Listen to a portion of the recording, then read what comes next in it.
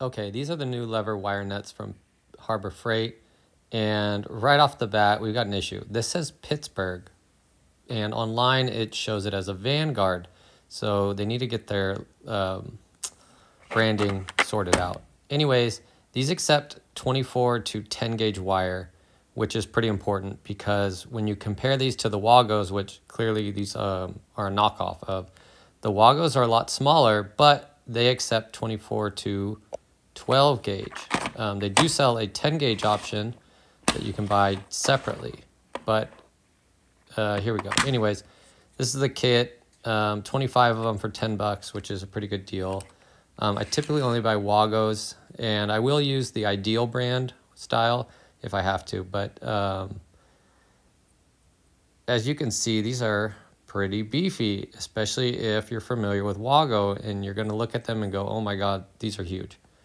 But like I said, these accept 10 gauge wire, which I'll show you in a minute what that looks like when you buy the Wago version. So online they compare them to the smaller Wago, which I think was a mistake, and that's this one. So look at that size difference. It's huge, right? I mean, they list these as space saving, and it's just not true when you compare them to just a regular wire nut. But here we go. Here's a Wago that accepts a 10 gauge wire.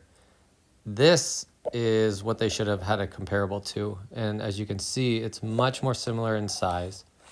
And it makes sense, right? It's accepting 10 gauge wire. When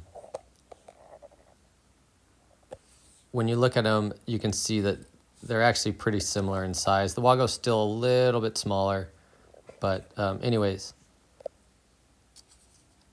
that's kind of the lineup. And most people are buying the one on the far left. They don't need the 10 gauge option, but it does come in handy, and that's why it's nice to have something that accepts that size.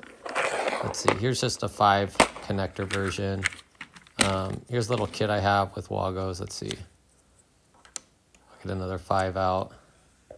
And you can see the size difference. It's just massive.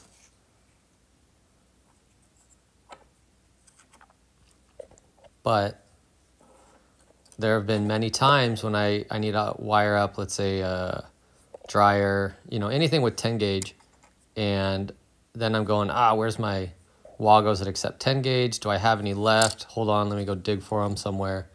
And then, usually I got to put in an order. Whereas having these laying around is nice.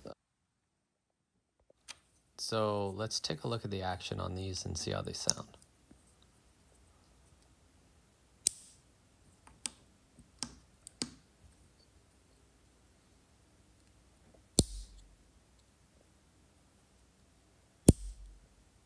They actually sound pretty nice and remind me a lot of the Wagos. Let's just see how they compare. I apologize.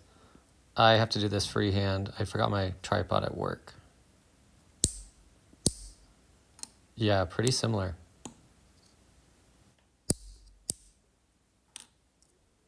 So one thing I did notice is that the Wagos have a testing port on the front. There on the left, you can see there's an opening for you to get a tester in there. And then on the back, just underneath that left lever, you can get a tester in there. But unfortunately, these do not have a testing port anywhere that I could find. Not a deal breaker, but it would be nice. So let's just see how these accept a 12 gauge piece of wire here.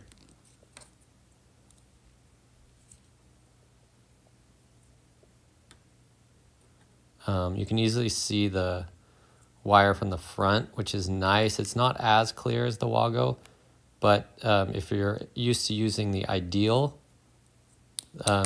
it's a big difference. Oh, that shot off. The Ideal is you can't see through at all, hardly.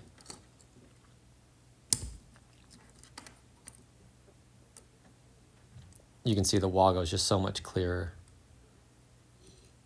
It's nice to be able to look and see that you've seated the wire, because there are some times when you just aren't sure.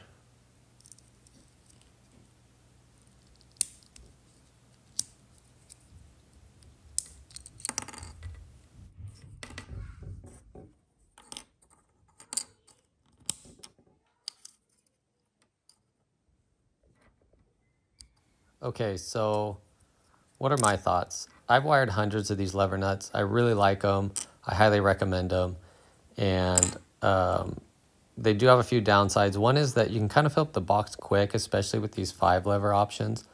And with the Harbor Freight version being so much bigger, it's hard for me to recommend them for use. But with that said, I really do like the option of it accepting 10 gauge. Wago has a long history of safety, and I think that's really important.